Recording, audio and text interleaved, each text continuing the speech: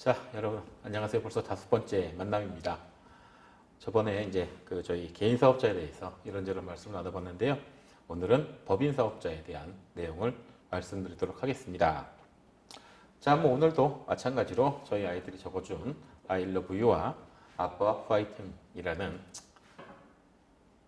메시지를 보면서 좀 더 힘내서 좋은 영상, 좋은 콘텐츠 만들어 보도록 하겠습니다. 자, 법인 사업자에 대한 내용을 시작하도록 할게요. 자, 일단 법인 사업자라는 건 앞에서도 뭐 이렇게 제가 주절주절 말씀드린 것처럼 법적인 사람을 의미합니다. 그래서 우리는 뭐 그냥 생명체잖아요. 우리는 그냥 인격체인 사람이지만 법적으로 사람을 하나 만들자. 그래서 그걸 법인이라고 하고요. 그러면 이제 사람을 만들었다라고 하면 얘가 사람이 됐다라는 걸 어디다가 등록을 시켜줘야 되잖아요. 그게 바로 등기소에 등기를 함으로써 이게 법적인 사람을 하나 만들었습니다라는 것을 이제 하나의 개체를 만들었다라는 것을 이제 의미를 하게 되겠죠. 이제 설립 요건은 되게 이제 복잡했어요. 예전에는 굉장히 이제 법인을 내는 게 굉장히 뭐 까다롭고 그래서 사실 개인이 직접 법인을 설립을 한다라는 건 거의 불가능했습니다. 그래서 이것을 대신을 해주는 뭐 법무사라든가 뭐 세무를 맡기면은 해주는 뭐 세무사라든가 이런 부분들이 있었는데 뭐 변호사 사무실에서 진행을 했고요. 요즘엔 굉장히 좀 간단해져서 개인도 할 수 있는 그런 시대가 왔습니다. 자, 뭐 이 법인 사업자의 종류에는 주식회사, 유한회사, 유한책임회사, 한명회사, 합조회사 여러 가지 종류들이 있는데요. 사실 실상적으로 우리가 법인이다라고 하면 통상적으로 주식회사를 의미를 하게 되겠죠. 이 나머지 회사에 대해서도 제가 뒤에서 이제 간단하게 설명을 드릴 테지만 실질적으로 우리가 법인이다라고 하면 주식회사를 의미한다는 것을 잘 알고 계실 거예요. 자, 그러면 법인 사업자를 왜 합니까? 이 장점에 대해서 한번 살펴보면요. 일단은 세금이 저렴하다. 법인세가 최대 뭐 25%까지 냈지만 25%를 내라고 한 그 매출, 그 정도의 과세 비율이라고 하면 뭐 25% 충분히 낼 수 있겠죠. 굉장히 돈을 많이 버는 거니까요. 그리고 다음으로 보시면 뭐 대표자의 급여를 비용 처리가 가능하다. 이 대표자의 급여를 비용 처리 가능하다라는 것은 개인 사업자는 앞에서도 이제 앞에 영상에서 뭐 말씀을 드린 것처럼 개인 사업자의 경우는 대표자 개인이 알아서 다 하는 거예요. 북치고 장구치고 다 하는 겁니다. 그렇기 때문에 뭐 개인 사업자가 대표가 곧 사업자예요. 말 그대로 그게 개인 사업자가 되겠죠. 하지만 법인 대표이사는 약간 개념이 다르죠. 주주총회에서 사실은 임명을 해줘야 되는 게 대표이사이기 때문에 대표이사도 그 능력에 합당한 급여를 받게 되는 월급쟁이에요. 물론 이 법인 사업자도 대표자가 곧 주식의 100%를 갖고 있는 경우들이 있어요. 그렇기 때문에 개인 사업자 무슨 관계, 무슨 차이점이 있느냐라고 보실 수도 있겠지만 본연의 의미, 원래 주식회사라는 건 말 그대로 주주들이 자본을 대고 그 자본을 모아서 우리 주식회사, 우리 회사를 운영할 수 있는 능력 있는 CEO, 경영인이 누구냐라고 했을 때 그 경영인을 추대를 하고 그 출퇴된 경영인에게 그럼 당신은 월 얼마의 급여를 가져가면 될 것 같습니다. 라고 그렇게 추대를 하죠. 그렇기 때문에 대표이사의 경우에도 정해진 급여를 이제 수령을 하게 되는 거고요. 그 수령은 당연히 비용 처리가 되는 거죠. 수령된 급여는요. 그렇게 보시면 되겠고요. 마찬가지로 밑에 얘기 나오는 건강보험료 직장 가입자도 같은 얘기가 됩니다. 내가 어느 회사, 뭐 저 같은 경우는 지금 이제 제가 이제 뭐 있는 회사는 주식회사 희망공작단이라는 그런 회사가 되겠는데 사실 저도 앞에서 말씀드린 것처럼 제가 지금 거의 다 이제 일단은 그렇게 시작을 했습니다. 제가 모든 주식을 갖고 있는 그런 형태로 시작을 했는데 이제는 저희도 이제 문을 좀 많이 열려고 해요. 그래서 뭐 이렇게 영상을 지금 제가 열심히 찍고 이렇게 여러분께 이렇게 말씀을 드리는 이유도 좀 많은 분들이 같이 해줬으면 좋지 않겠는가라는 부분입니다. 이 같이 한다는 게 뭐 실질적으로 저랑 같이 일을 해도 좋고 뭐 주주로서 참여를 해주셔도 좋고요. 뭐 이런 어떻게든 참여할 수 있는 구성원들의 방법들은 여러 가지가 있기 때문에 그렇게 같이 참여를 하시는 게 좋지 않겠는가라고 해서 언제든지 문은 열려 있습니다. 자, 그래서 건강보험은 이제 직장 가입자가 되는 거고요.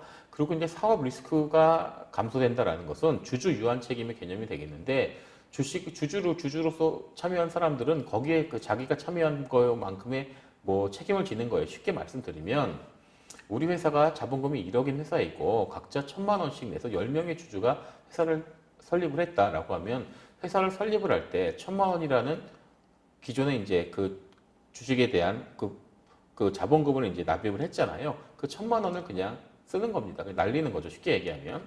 잘 안 됐을 경우에는. 물론 잘 됐다라고 했을 때는 똑같이 1,000만 원씩 10명이 냈다라고 했을 때 우리가 배당할 수 있는 이익금이, 순이익금이 1억입니다라고 하면 또 10분의 1로 나누면 1,000만 원을 벌 수가 있겠죠. 뭐 그런 부분이에요. 그렇게 보시면 되는 거라 사업에 대한 리스크 자체가 이제는 주식 주주들이 가지고 있는데 자기가 가지고 있는 주식에 비례해서 그 리스크를 가지고 갑니다라는 부분으로 이해를 해주시면 될 것 같습니다. 그리고 이게 본연의 주식회사의 의미가 되겠죠.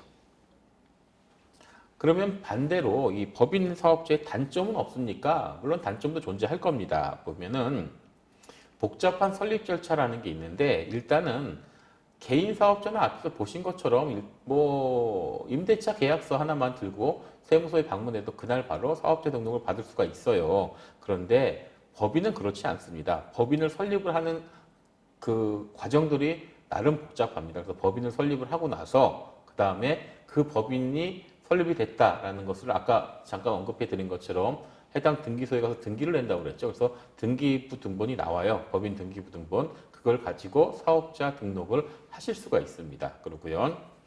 유지관리 시 변경사항이 생기면 등기를 해야 되는데 예를 들면 대표자가 변경이 됐다라던가 혹은 법인의 주소가 바뀌었다던가 이런 이렇게 법인에 대한 이슈가 생겼을 때마다 이것을 등기를 해서 얘가 이렇게 바뀌었습니다라는 것을 이제 등록을 해놔야 됩니다. 그러니까 그런 부분들이 약간 좀 불편하고요.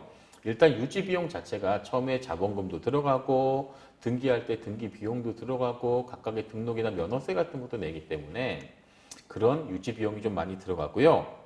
또 이 이익이라든 게 아까 개인 사업자의 같은 경우는 그냥 벌면 내 돈입니다. 사실은 벌면 내 돈이라 그냥 내가 마음대로 써도 크게 타치를 받지 않아요. 그 대신 세금만 제대로 내면 된다라는 부분이죠. 하지만 법인 같은 경우에는 그렇지가 않죠. 일단 법인을 잘 이제 경영을 해서 이익이 나고 그 이익을 통한 이익을 어떻게 배당을 해야 각 주주들에게 그걸 가지고 배당된 이익을 가지고 이제 그 수익을 이제 가져가게 되는 그런 과정으로 이제 진행이 되는 부분이라 약간 개인 사업자보다는 조금 복잡한 그런 이익 구조를 가지고 있는 것이 법인이다라고 생각을 하시면 될 거예요. 그래서 약간의 법인과 개인 사업자의 차이는 일단 개인 사업자는 생물체인 내가 그냥 모든 것을 책임지고 하는 거, 개인 대표자 한 명이 법인은 여러 명이 주주들이 모여서 했을 때 누군가 하나를 내세워야 되는데 이것을 사람이 아닌 어떻게 해요? 그렇죠. 생물체가 아닌 법적인 개체를 하나 만들어서 등기를 내는데 이것을 우리가 법인이라고 얘기를 한다. 그리고 법인은 어디에? 등기소에 등기를 통해서 만들게 된다. 그 법인이 구성이 되고 난 다음에는 그 등기부 등본을 가지고 똑같이 세무서에 가서 사업자 등록을 할 수 있다라는 겁니다. 그래서 등기를 낼 때 앞으로 어떤 사업을 할 것인지 뭐 이런 것들이 정관이라던가 이런 데 다 기록이 되어 있어야 합니다. 그런 부분들에 대해서도 이제 지금부터 이제 쭉 이제 말씀 나눠 드릴 텐데요. 그렇기 때문에 법인 사업자의 뭐 장점도 존재하고 단점도 존재한다라는 거 한번 확인해 주시면 될 것 같아요. 자, 그러면 앞에서 아까 잠깐 뭐 유한회사, 뭐 한명회사, 합자회사에 대해서 말씀을 잠깐 나눴는데요. 그거에 대한 내용 이제 간단하게만 보고 이제 넘어가도록 하겠습니다. 먼저 유한회사라는 것들이 나오고 있는데요. 유한회사란 한 명 이상의 유한 책임사원이 출자에게 한해서 책임을 지는 구조에서 소규모 주식회사다라고 이야기가 나오는데요. 뭐 뒤에서 나올 한명회사와 주식회사의 장점을 절충한 구조입니다라고 하는데 이 유한회사라는 것은 뭐 사실 우리가 그렇게 많이 쓰지는 않습니다. 많이 쓰진 않는데 일단 한 명 이상이 있어야 되는 거고요. 내가 출자한 금액, 예를 들어서 제가 회사에 뭐 유한회사에 출자를 뭐 1,000만 원을 했습니다. 그러면 내가 1,000만 원에 한해서만 책임을 지면 되는 거예요. 왜냐면 내가 낸 금액이 그만큼의 금액이니까요. 그래서 그거에 대한 책임만 지는 회사를 우리가 유한회사다라고 얘기해서 말 그대로 리미트가 있다는 얘기죠. 그런 회사를 우리가 유한회사다라고 이야기를 하는 거고요. 다음에 나오는 이 한명회사라는 것은 유한회사와 약간 반대의 개념인데 회사 채무에 관해서 무한의 책임을 지는 겁니다. 그래서 각 사원이 회사를 구성하고 있는 회사의 운영에 이제 들어가는 각 사원들이 회사의 업무를 집행하고 회사를 대표할 권한을 갖는 그런 무한 책임 사원만으로 구성되는 회사. 이것은 회사에 들어가는 구성원들 자체가 무한적인 책임을 지는 거예요. 이 회사에 대해서는. 그런 것을 우리가 한명 회사다라고 이야기를 하고요. 조금 어려운 개념인데 사실 뭐 이렇게 우리가 쉽게 볼 수 있는 개념들은 아닙니다. 그래서 지금 말씀드리는 뭐 유한회사, 한명회사, 뭐 뒤에서 나올 그런 뭐 회사들 같은 경우에도 합자회사 같은 경우에서도 사실은 우리나라에서 크게 뭐 이렇게 뭐 이렇게 좀 활성화된 그런 사업자의 요건들이 아니에요. 그 대신 그냥 종류별로 이런 것들이 있다라는 개념만 좀 알고 계시면 될 것 같아요.